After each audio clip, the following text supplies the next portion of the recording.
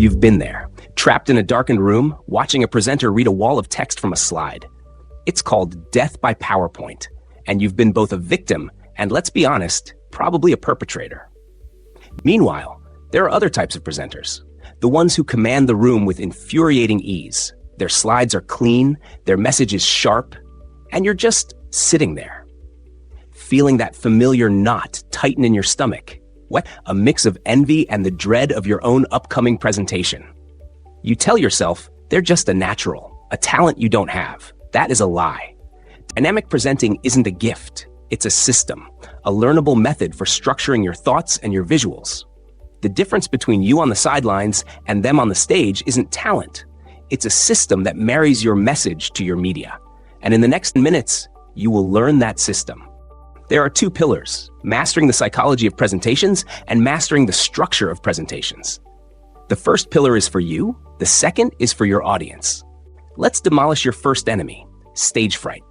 95% of successful speakers experience anxiety before giving a speech. The difference is they weaponize preparation. Remember that stage fright is just raw energy. Reframe it.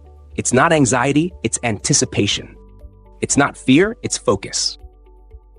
Step 1, the Confidence Trinity. Before you even think about your content, master these fundamentals. First, your breathing. Not the shallow panic breathing you're doing right now. Power breathing. 4 counts in, hold for 4, out for 6. This activates your parasympathetic nervous system and tells your brain to chill out. Second, posture. Stand like you own the building. Shoulders back, feet hip-width apart, weight distributed evenly. Your body language accounts for 55% of your communication. Make it count. Third, eye contact. Here's the secret. Pick friendly faces in different sections of your audience and rotate between them every 3 to 5 seconds. This creates the illusion you're speaking to everyone personally. Finally, master the art of the pause. You don't have to race through your presentation. At key points, take a beat or two and pause. Check the audience state of mind. Look ahead at what you are to talk about next. Let a key point sink in. Interrupting the flow makes your audience pause and anticipate your next points. Step 2, structure. This is where your message and your slides become one. The rule is simple. A confused mind always says no. Your job is to create clarity. The ultimate tool for this is the what, so what, now what framework. Every killer presentation follows this structure. The what is your hook. It grabs their attention. Ask a provocative question, share a shocking statistic, or tell a relevant story. Next is so what. This is your preview telling them what's coming. The meat and potatoes, never more than 3 main points. Then summarize what they just learned.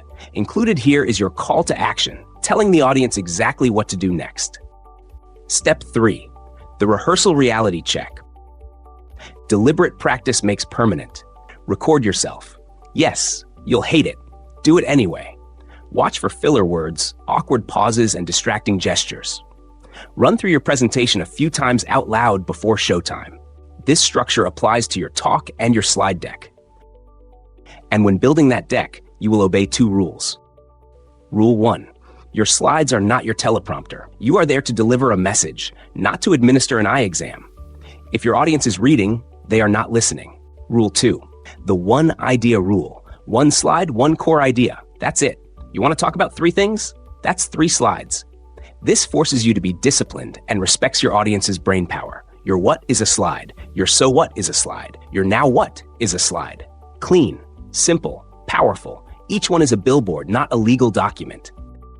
So you've done the work. You've reframed your fear. Your talk is structured. Your slides are minimalist masterpieces. You walk on stage, clicker in hand, ready to blow them away. And the projector dies. You see a blue screen of death on your laptop. The Wi-Fi goes down. Your entire visual presentation, your beautiful, supportive, perfectly designed slides are gone, vanished. You're standing there with nothing but a clicker that does nothing and a room full of staring faces. What now? This is the moment that proves you've mastered the system. The amateurs who use their slides as a crutch will freeze. They are lost, but not you. Because you learned the most important lesson. The slides are not the presentation. You are the presentation. Because you built your talk on the what, so what, now what structure. The slides were just a bonus. Your structure isn't on the screen, it's in your head. You know your anchor point, that single emotional so what sentence that is the core of your message. You pause, take a breath, and you deliver it without missing a beat. The technology failed, but you didn't. Here's your secret weapon, the pivot method. When disaster strikes, you don't panic, you pivot. P. Pause. Take a deliberate breath. Silence isn't your enemy, it's your reset button. A confident pause shows control, not confusion. I. Improvise. No slides, tell stories. Microphone dead, project your voice and move closer to your audience. Turn technical failures into human connections. V. Value add. Every disruption is an opportunity to demonstrate grace under pressure. Acknowledge the situation with humor. Well, technology has decided to take a coffee break. Good thing we don't need PowerPoint to have powerful conversations. O. Orchestrate. Take control. Involve your audience. Ask questions. Get them discussing among themselves. You're not just a presenter, you're a conductor. T. Transition. Smoothly guide the conversation back to your key message. Speaking of adaptability, that perfectly segues into my next point. Don't just talk, persuade. The most persuasive presenters understand something crucial. People don't buy logic. They buy emotion and justify with logic. Your job isn't to inform, it's to transform. Use the rule of 3. Our brains love patterns, and 3 is the magic number. 3 main points, 3 supporting examples, 3 action steps. It's memorable and powerful. Master the persuasive word arsenal. You, because, imagine, proven, results, exclusive, guaranteed, instantly, discover, revolutionary, secret, and free. These words trigger psychological responses that bypass resistance. And if a hostile question comes from the audience, you're even stronger. You're not hiding behind a podium. You use the ACR method. Acknowledge, clarify, redirect. Acknowledge, that's a sharp observation.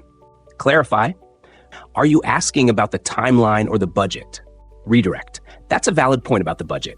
And it's structured that way because, and this is the key, it's the only way to achieve X, pivoting them right back to your core message. You look them in the eye, unshielded by slides, and take absolute control. Let's review. Great presentations are a system. You conquer your internal state by reframing fear into focus. You build an unshakable message with the what, so what, now what framework. And you create visuals that serve that message. Billboards, not documents, built on the one idea rule. You practice so that the slides support you, but you don't need them. If you can talk, you can present. You just need to move from theory to practice. So here is your mission.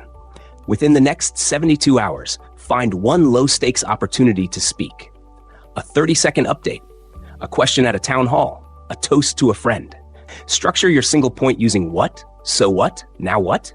And if you use a slide, just one, make it a billboard. One image, 5 words, max. Prove to yourself that you can create clarity. Finally, here's another truth about public speaking mastery. It's not about being fearless. The anxiety never completely disappears, but your competence grows until confidence becomes your default setting. You've admired those smooth operators who command attention effortlessly. Now you know their secrets. The only question left is, will you stay on the sidelines or will you stand up and claim your voice? Your audience is waiting. Your moment is now.